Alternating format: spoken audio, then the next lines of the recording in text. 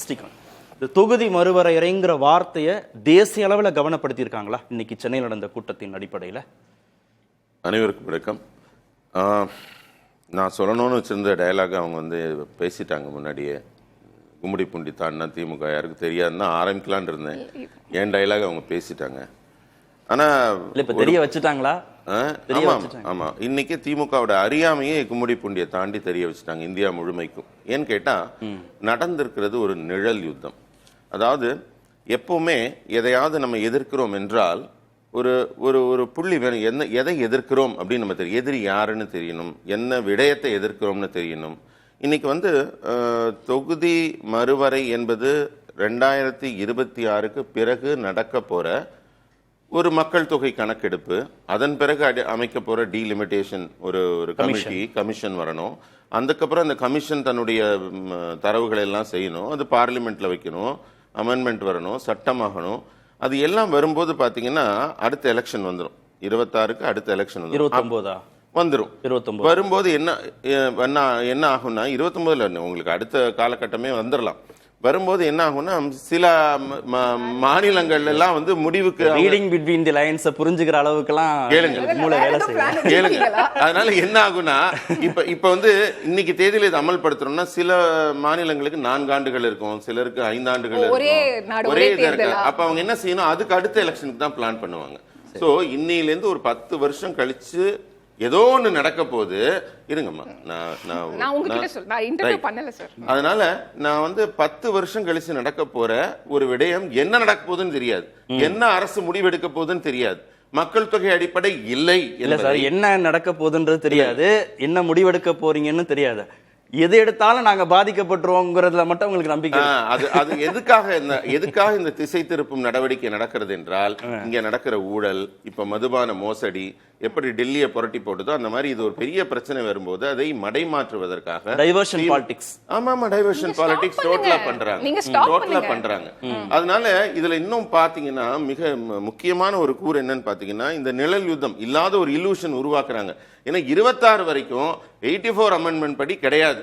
84 amendment தெளிவா சொல்லுது 26 வரைக்கும் டீலிமிட்டேஷன் இல்லை. இன்னைக்கு 25 தான் தொடங்கி இருக்கு. இன்னும் 2 வருஷம் கழிச்சு நடக்க போற ஒரு விடயத்துக்கு, அதன் பிறகு 10 ஆண்டுகள் கழித்து நடக்க போற ஒரு விடயத்துக்கு இன்னைக்கு எவ்வளவு அவசரமா பொண்ணே பார்க்கல. அது முன்னாடி பிள்ளைக்கு பேர் வைக்கிறோம், பள்ளிக்கூடத்துல சேர்க்கிறோங்கிற மாதிரி காமெடி. இல்ல, நாடாளுமன்ற திறப்பு சமயத்திலேயே பிரதமர் சொன்ன ஸ்டேட்மெண்ட் தானே சார், கிட்டத்தட்ட தென் மாநிலங்களுக்கு குறையறதுக்கான வாய்ப்புகள் இருக்கு, இங்க எம்பிக்களுடைய எண்ணிக்கையை அதிகப்படுத்திருக்கோம். அது மாதிரி இவர் ஒரு கட்டமைப்பு சகோதரியும் சொன்னாங்க, முதல்வரும் பேசுறாரு. என்னன்னா இழப்புல இத்தனை 8 போகுது, வந்துச்சுன்னா இவ்வளவு வரப்போகுதுன்னு இவங்க கிடையாது. இது இந்த வாழைப்பழ கதை ஒரு சேர்ந்து கவுண்டமணி காமெடி வரும் பாருங்க. இன்னொரு வாழைப்பழங்கன்னா இதுதாங்க அது அப்படிங்கிறாங்க இல்லையா, அந்த மாதிரி ஒரு கவுண்டமணி காமெடி மாதிரி ஒரு காமெடி நடத்துறாங்களே தவிர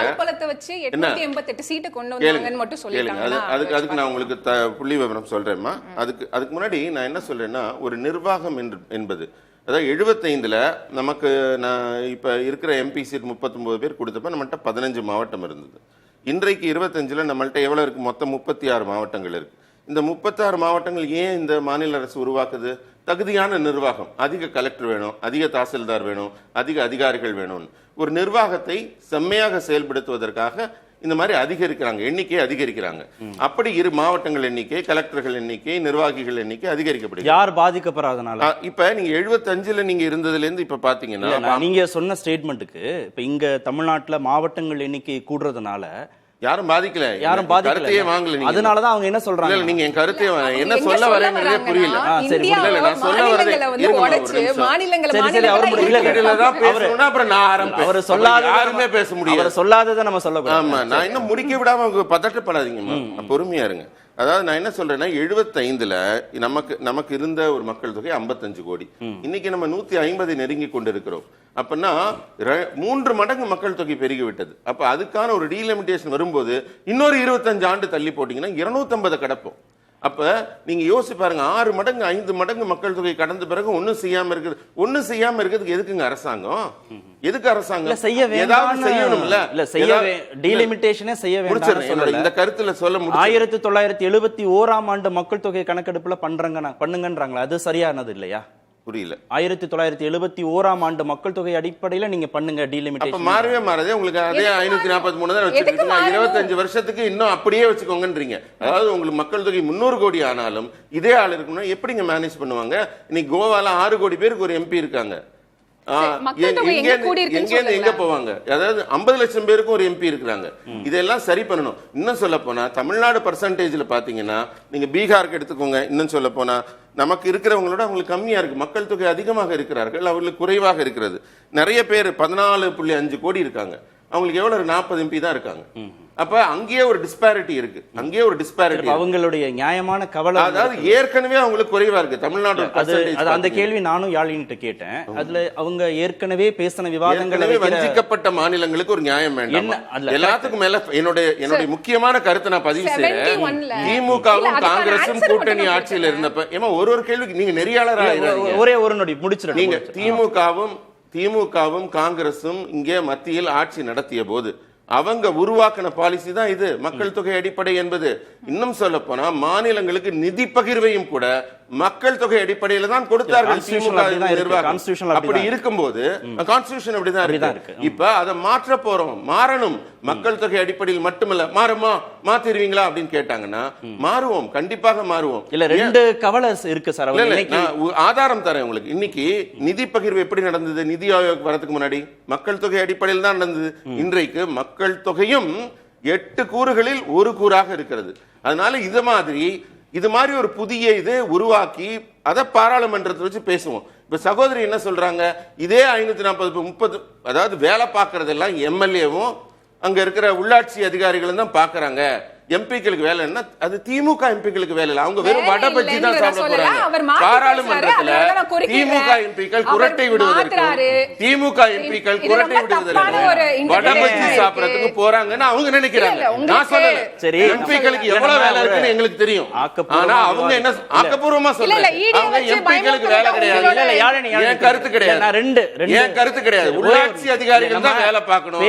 எம்பிக்களுக்கு ஜோலி இல்ல, ஜாலி தான் அவங்க சொன்னாங்க. ஒரு நொடி உள்வாங்க. நம்ம பேசுறதுல இருந்து ஏதாவது அவங்க மக்கள் பாக்குறவங்களுக்கு டேக் ஹோம் பாயிண்ட்ஸ் இருக்கணும். அதனாலதான் நம்ம இந்த விவாதத்தை நேரத்துக்காக நம்ம நடத்துறோம். இன்னொன்னு 2 கவலை அவங்களுக்கு இருக்கு சார். ஒன்னு, பீகார், ராஜஸ்தான், மத்திய பிரதேசம், உத்தரப்பிரதேசம், இந்த மாநில மத்திய பிரதேசம் இதெல்லாம் வச்சு ஆட்சி அமைக்க போதுமான இடங்கள் கிடைச்சிட்டாலே அவங்க பாலிசி மேக்கிங்ல நம்மளுடைய குரல் எடுபடாமலோ போயிடுமோ அப்படின்னு தென் மாநிலத்தை சேர்ந்தவங்க பயப்படுறாங்க.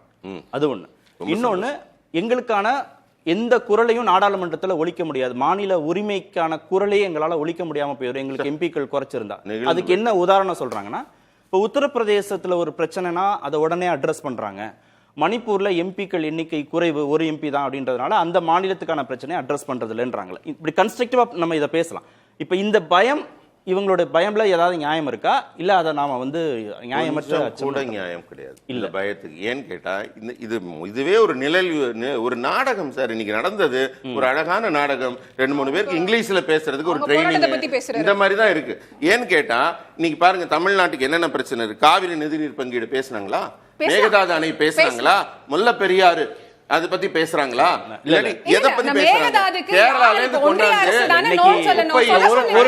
கொண்டாந்து பேசுறாங்களா? நம்ம இன்னைக்கு பேசுற தலைப்பு அவங்க கூடின கூட்டம் தொகுதி மறுவரைக்காக தான் சார் சொல்றேன். இதையெல்லாம் பாராளுமன்றத்துல பேசுறதே இல்லையே. என்னத்த பண்றாங்க அங்க? இதையெல்லாம் பேசி தீர்வு கொண்டு வராங்களா? அந்த மாநில முதல்வர்களோட பேசுறாங்களா? அச்சம் நியாயமானதா இல்லையா? அச்சம் எப்படி நியாயமாகும்? அவங்களுடைய அச்சம் நியாயமானதா? டைவர்சிங் இதை டைவர்ட் பண்றதுக்கு ஒரு மடை மாற்றும் அரசியல் மட்டும் தான் நீங்க நடக்கிறது. இது பேஸ்லெஸ், அடுத்த சுற்றுல மீனிங்லெஸ் ஒரு ஜேஏசி தான் நீங்க நடந்திருக்கே தவிர இதுல அர்த்தம் ஏன்னா ஒரு இல்லூஷன் என்னது, ஒரு கற்பனையின் மேல ஒரு சர்ச்சை நடைபெற்றிருக்கிறது. கற்பனைக்கு 2 விருந்தினர்கள் இருக்காங்க. இல்ல ஃபைனல் வேர்ட் எப்ப உள்ளாட்சி அமைச்சரும் பிரதமரும் மக்கள் தொகையின் அடிப்படையில் இல்லை என்று சொன்ன பிறகு அதுக்கு மேல ஆளே கிடையாது. ஒரு நொடி நான் வரேன். இல்ல சார், கான்ஸ்டிடியூஷனே மக்கள் தொகை அடிப்படையில தான் இப்ப இல்லன்றீங்களே. நிதி ஆயோக் எப்படி பண்ணுச்சு? நீங்க கான்ஸ்டிடியூஷன்ல மக்கள் பண்ணுவாங்க சார். அதுக்கான காலமே வரல. அதத்தானே சொல்றேன். 26 வரைக்கும் நீங்க வாயை மூடிட்டு இருக்க வேண்டியதுதான். இப்ப ஏன் பேசுறீங்க? ஒரு நொடி சார், ஒரு நொடி. இல்ல இல்லாத டீலிமிட்டேஷன். ஒரு நொடி ப்ளீஸ். எங்க சொல்லிருக்காங்க அப்படி? மக்கள் தொகை அடிப்படையில தொகுதி மறுவரை பண்ண மாட்டோம்னு எங்க சொல்லிருக்காங்க? ஏன் கோவையில் நடந்த மீட்டிங்ல உள்ளாட்சி அமைச்சர் பேசவில்லையா?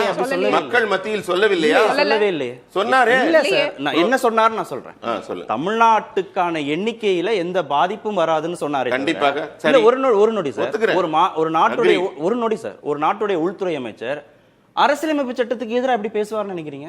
இங்க மக்கள் மத்தியில அரசியலமைப்புக்கு எதிராக அரசியலமைப்பு சட்டம் மக்கள் தொகை அடிப்படையில தான் மறுவரை பண்ணணும்னு சொன்ன பிறகு அதை மாத்துவோம் அப்படின்னு ஒன்னு அவர் ப்ராமிஸ் பண்ணிருக்கோம். 5 ஆண்டு திட்டம் மக்கள் தொகை அடிப்படையில் கொடுக்கப்பட்டது. இப்ப மக்கள் தொகை அடிப்படையில் கொடுக்கப்படவில்லை நிதி ஆயோக்ல. இது அரசியல் சாசனத்துக்கு புறம்பானதா? அரசியல் சாசனத்துல அப்படி இல்ல சார். டீலிமிட்டேஷனா பண்ண முடியாது. அப்படி இல்ல டீலிமிட்டேஷன் பண்ண முடியாது. அப்புறம் எதுக்கு சார் அமெண்ட்மென்ட்? மக்கள் தொகை அடிப்படையில தான் பண்ண முடியும். நீங்க 1970 அரசியலமைப்பு சட்டத்தை மாத்தி சார் என்னென்னலாம் அரசியலமைப்பு சட்டத்தை மாத்தி நீங்க பண்ண முடியும். ஆனா மாத்த போறீங்களா? அப்போ கண்டிப்பாக அவர் வாக்கு கொடுத்திருக்கிறார்.